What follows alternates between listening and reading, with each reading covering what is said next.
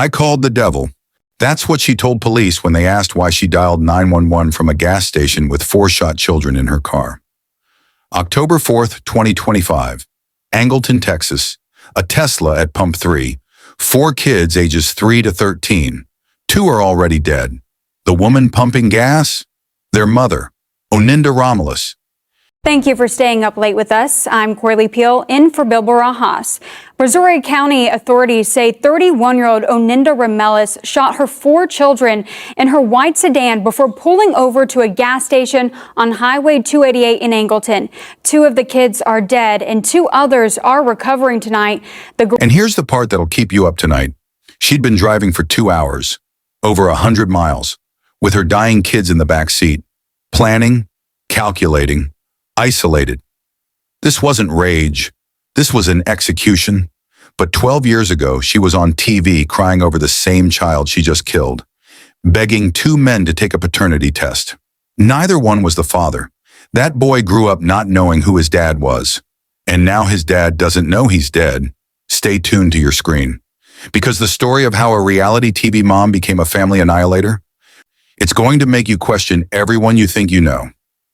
Welcome to Forensic True Crime Stories, where we share true crime stories based on real events that deserve to be told.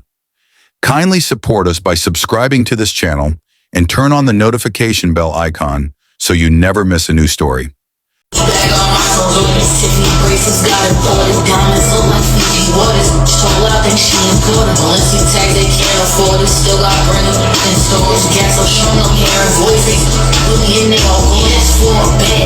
Let's start with what we know for certain. October 3rd, 2025, 2:39 in the morning. Porter, Texas, a quiet neighborhood in Montgomery County. A surveillance camera belonging to one of Oninda's neighbors captures her Tesla pulling out of the driveway on Spear Valley Lane. 4 children are inside, ages 3, 8, 9, and 13, all asleep, all unaware of what's about to happen. She doesn't stop at a friend's house. She doesn't pull over at a hospital. She drives south for miles, through rural Texas highways, no traffic. No witnesses, just darkness. Over 2 hours have passed. Investigators would later determine that at some point during this drive, Oninda Romelus pulled out a gun, and she started shooting, inside the car, at close range. Her own children? The oldest 13-year-old Okareo Covington was shot in the head. He died instantly. 3-year-old Amora Chappelle was shot in the back seat. She was gone before the car even stopped moving. 8-year-old Traviel Downer took a bullet to the abdomen. Somehow he stayed conscious, bleeding, struggling to breathe. 9-year-old Kylie Romelus was shot in the arm. She was in agony, but alive. And Oninda, she kept driving. At 4:48 a.m., she pulls into a Shell Oasis gas station at the intersection of Highway 288 and FM 521 near Angleton, Texas, over 100 miles from where she started. She parks at pump number 3. Security footage shows her stepping out of the Tesla, calm, composed. She walks to the pump, swipes her card, purchases $56 worth of gas, and the entire time she's on the phone. Who was she talking to? We don't know, but she was on that phone for several minutes while her children lay dying behind her. Then she makes the call, not to 911, not according to her. She told investigators later that she called the devil, but the call went through to Brazoria County Dispatch. 911, what's your emergency? Muffled response was given. Ma'am, can you tell me what's happening? Deputies were dispatched immediately. When they arrived minutes later, they found Oninda standing beside her vehicle, still calm, still detached, almost hollow. One deputy approached the car and looked inside. We need multiple ambulances. We need multiple ambulances. We're doing first aid. We're doing everything we can. 4 children, all of them shot. 2 weren't moving. 2 had faint pulses but were fading fast. The deputies didn't waste time. They pulled Traviel and Kylie from the car, started compressions, applied pressure to the wounds. Emergency medical services arrived within minutes. Life flight helicopters were called in. Okareo and Amora were pronounced dead at the scene. Traviel and Kylie were airlifted to a Houston area hospital, both listed as critical but stable. They would survive. physically at least. And Oninda? She was taken into custody without resistance, handcuffed, placed in the back of a patrol car, and according to the deputies who were there, she showed no emotion, no tears, no panic, nothing. One deputy asked her a simple question. "Who did this?" Her response, "I told you, I killed them all." But here's what makes this even more disturbing. This wasn't a crime of passion. This wasn't a mother who lost control in a moment of rage. The drive alone proves that. 2 hours, over 100 miles. She had time to think, time to turn around, time to stop. She didn't. And when investigators started looking into her background, they realized something. This woman had been on their radar before. Not for violence, not for anything close to this, but she had a history, a public one. Because 12 years earlier, Oninda Romelus was on national television, standing in a courtroom, holding an infant, waiting for the answer to one question. Who is this? 2013, Los Angeles, California, a television studio for a reality court show called Paternity Court. The episode was titled Teen Mom, Two Possible Fathers. Oninda Romelus was 19 years old, a young mother from Georgia, and she was there with her infant son, Okareo, to settle a question that had been tearing her life apart. Two men sat in that courtroom with her. Dwayne Seymour, her partner at the down to the comments and tell me why. Tell me why you're willing to risk missing the next story that might help you spot the warning signs in someone you know. Because I'm genuinely curious. What's holding you back? After that paternity court disaster, Oninda's life continued. She had 3 more children, Traviel, Kylie, and Amora, all with different fathers, all carrying different last names. She moved from Georgia to Texas with all 4 kids. Her own father, Wilson Romelus, told reporters that he last spoke to his daughter in May of 2025. She had a beautiful smile like her dad. What was your reaction when you heard about her death? I started crying immediately. That's my grandbaby. Mother. I didn't see anything wrong with her personality. She seemed like a beautiful person. He said He had helped care for the younger children at one point. He thought she was doing okay, but she wasn't. Because while she was posting motivational quotes and birthday parties on Instagram, while she was buying designer bags and flashing cash, while she was presenting this image of a mother who had it all together, she was hiding something much bigger, something that would eventually bring police to her front door with a battering ram. Let's talk about Oninda's Instagram, because if you scrolled through her profile before October 4th, you'd see a woman living her best life, photos of her kids at birthday parties, videos of her rapping about ambition and success, posts about the new home she bought for her family, the salon she was building, the Tesla she drove. In one post she wrote, "My gift to myself this year was a bigger home for me and my kids, my salon being finished the way I want everything, a car that fits all my kids comfortably, my land I bought to build my mini mansion in Haiti. The best gift I ever gifted myself was peace for 2023. Peace." She posted a video celebrating Amora's 3rd birthday.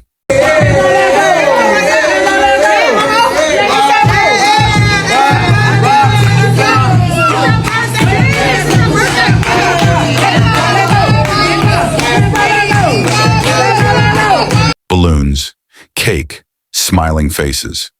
That would be the last birthday Amora would ever have. Oninda worked as a tax preparer, or at least that's what she told people. And based on the money she was flaunting online, it seemed like business was good. But here's what nobody knew.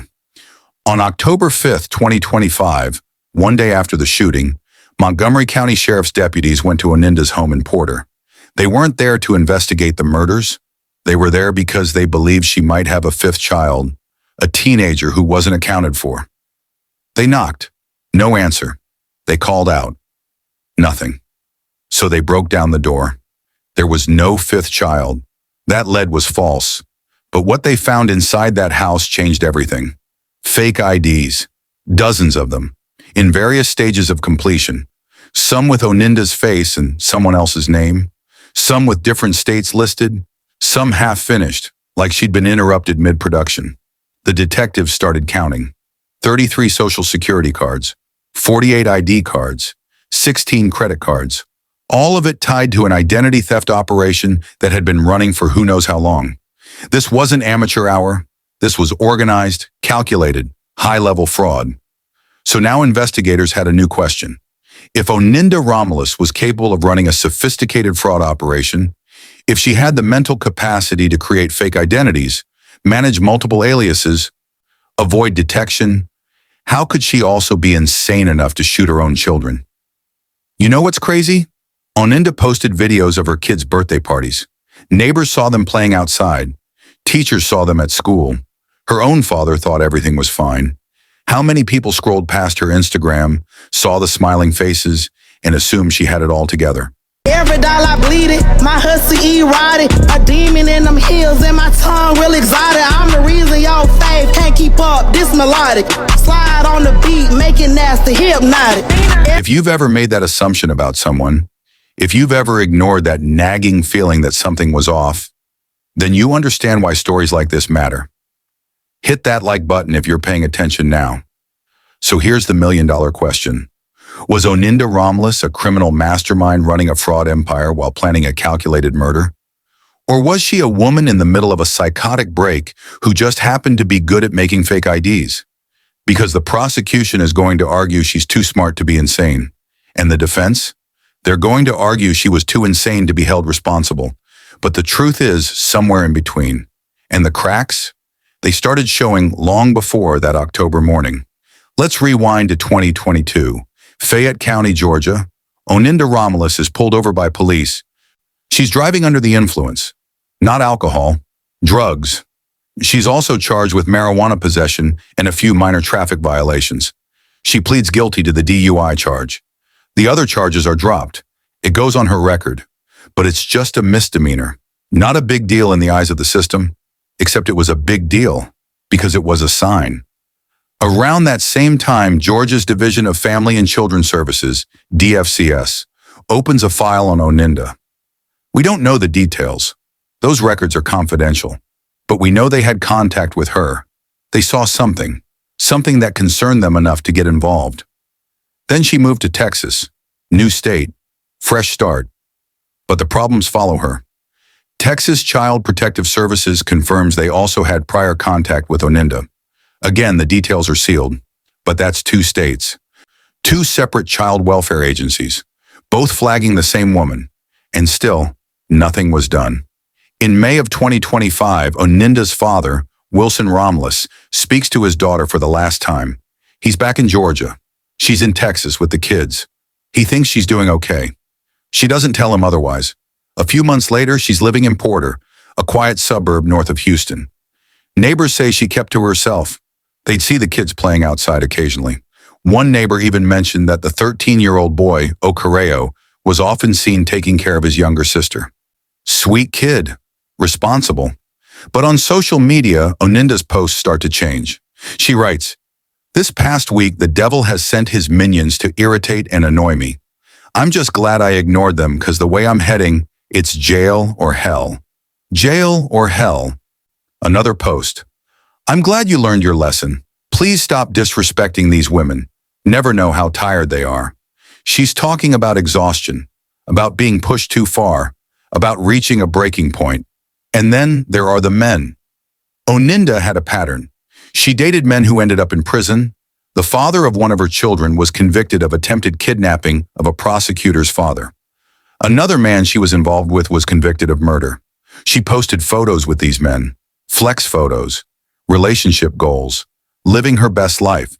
But behind the scenes, she was spiraling. Or was she? Because here's the thing, she was still running that fraud operation, still making fake IDs, still posting on Instagram, still taking care of 4 kids. That takes organization. That takes focus. So what changed? What pushed her over the edge? Here's the thing. The system saw her. Twice. Georgia DFCS, Texas CPS, 2 drug convictions, cryptic posts about jail or hell, and nobody connected the dots until 4 kids were shot. So let me ask you this. Do you know someone who's showing these signs? Someone posting about being tired, about the devil, about how they're heading toward disaster? Drop a siren emoji in the comments if this hits close to home. Because maybe, just maybe, if we start paying attention to the warnings, we can stop the next tragedy before it happens. But on October 3rd, 2025, the night before the shooting, Oninda Romelus wasn't posting cryptic messages anymore. She was making a decision. At 2:39 a.m., she loaded all 4 of her children into her Tesla, and she started driving. For 2 hours, she drove through the darkness of rural Texas. And at some point during that drive, she pulled out a gun, and she started shooting. What happened inside that car? We may never fully know. But when police finally got her to talk, what she said was so disturbing that even seasoned detectives couldn't make sense of it. Brazoria County Jail. October 4th, 2025, Oninda Romelus sits across from 2 detectives. She's been arrested, read her rights, and now they need answers. She's alert, aware of her surroundings. But something's off. She keeps glancing around the room, eyes darting, like she's seeing things that aren't there. The lead detective starts with a simple question. Why did you call 911? Oninda looks at him, no emotion, and she says, I didn't call 911. I called the devil. Let that sink in. The detective tries again.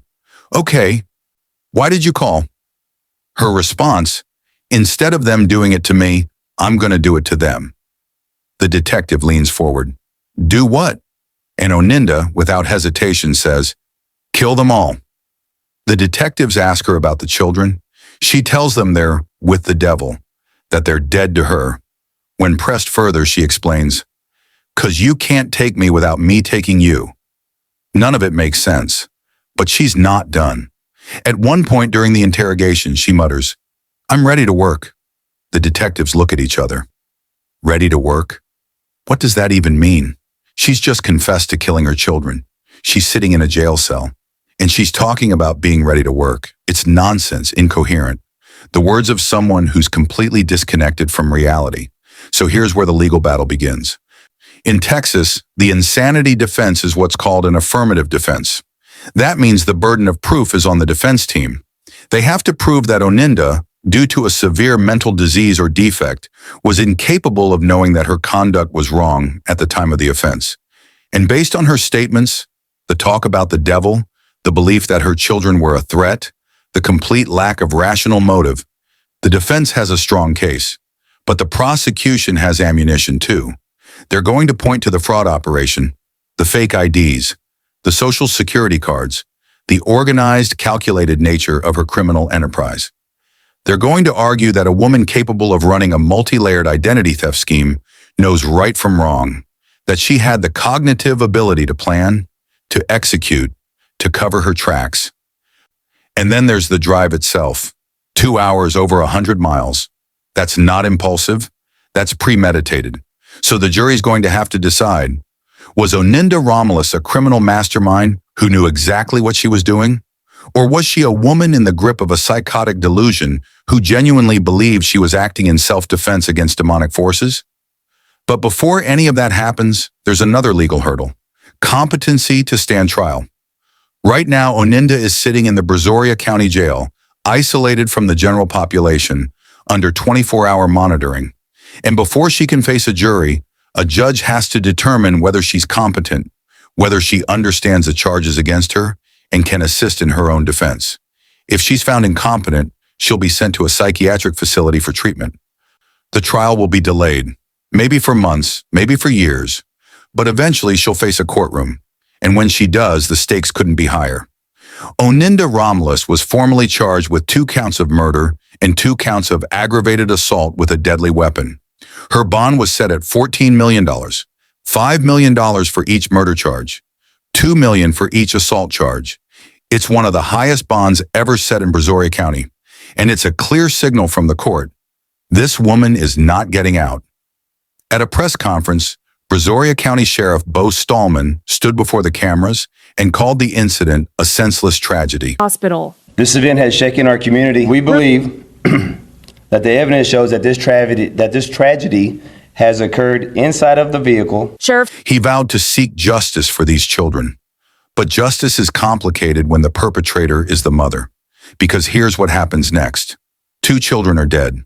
Okareo Covington, 13 years old, Amora Chappelle, 3 years old. Both buried, both gone. 2 children survived. Traviel Downer, 8 years old. Kylie Romelus, 9 years old. Both were airlifted to a Houston area hospital. Both underwent surgery. Both are expected to survive physically. But surviving isn't the same as living.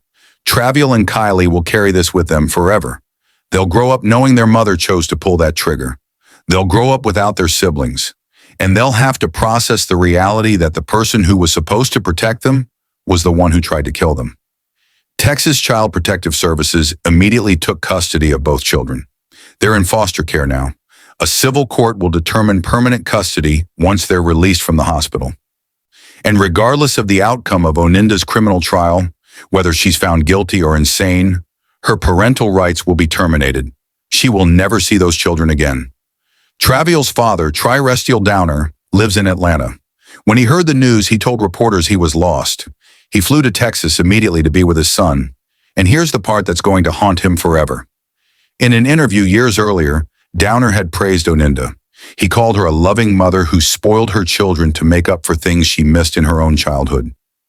How do you reconcile that?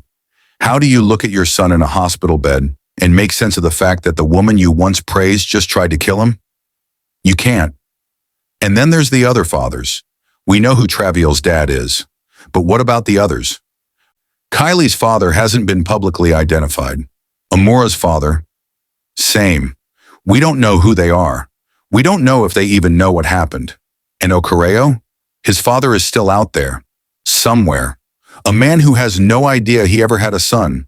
A man who doesn't know that his child, a child he never met, never held, never knew existed, is dead.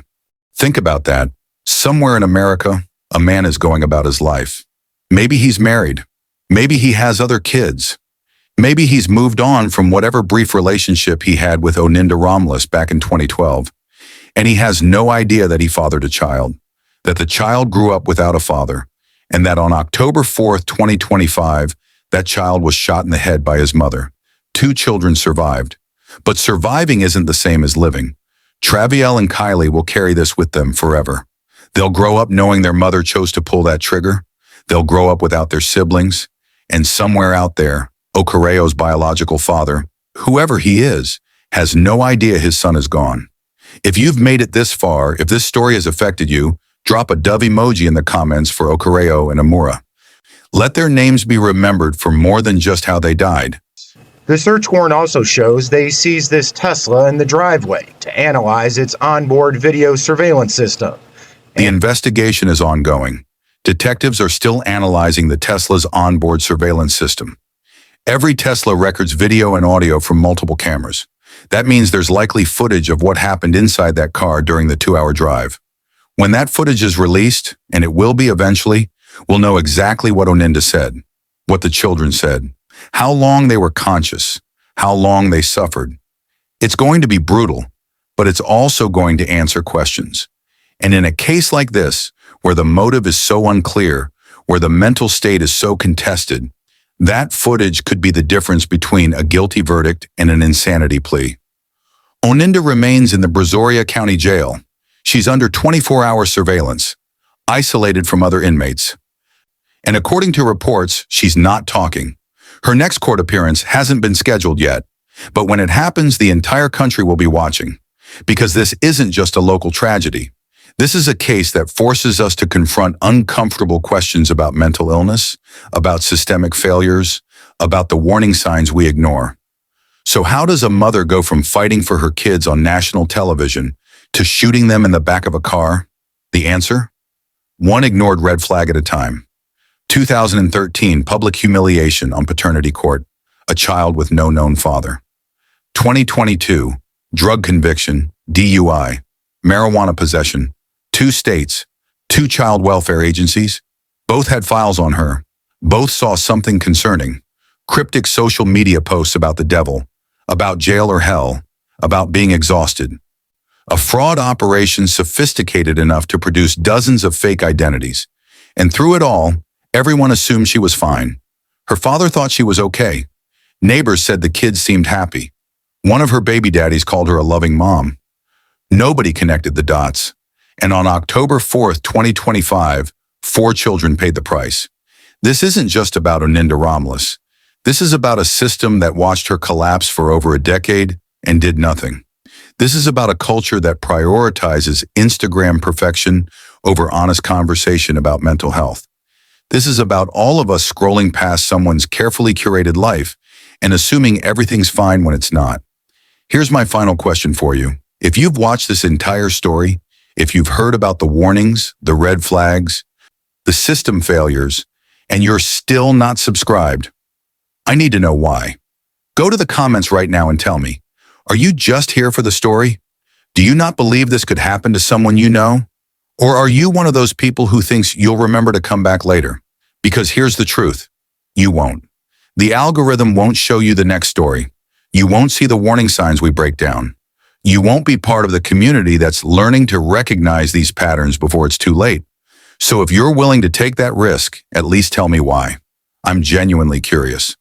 But if you're not willing to risk it, if you want to make sure you never miss a story that could save someone's life, then hit that subscribe button, turn on notifications, and drop a comment letting me know you're here. Because this community, we're not just watching true crime, we're learning from it. This has been the story of Oninda Romelus, a mother, a criminal, a woman who told police she called the devil. 2 children are dead, Okareo Covington, Amora Chappelle, 2 children survived, Traviel Downer, Kylie Romelus, and somewhere in America, a man still doesn't know he lost a son. Stay safe out there. Pay attention to the signs.